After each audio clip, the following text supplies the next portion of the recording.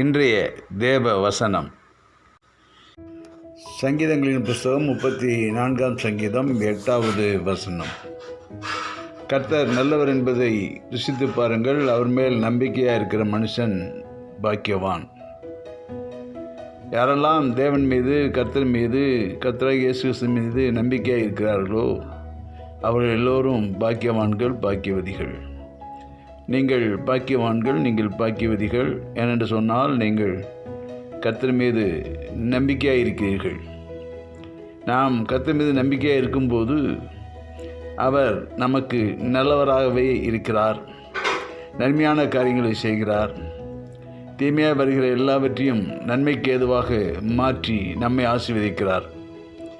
அவர் நல்லவராகவே இருக்கிறார் என்பதை நம்முடைய வாழ்க்கையிலே ருசித்து பார்க்க முடியும். கர்த்தரை நம்புவோம், நன்மைகளை பெற்றுக்கொள்வோம், தேவனுடைய நாமத்தை மகிமைப்படுத்தி சமாதானமுள்ள சந்தோஷமான வாழ்க்கையை வாழ்வோம். கர்த்தர் அப்படியே இன்றைக்கு நம்மை ஆசீர்வதிப்பாராக. ஆமென், ஆமென், ஆமென்.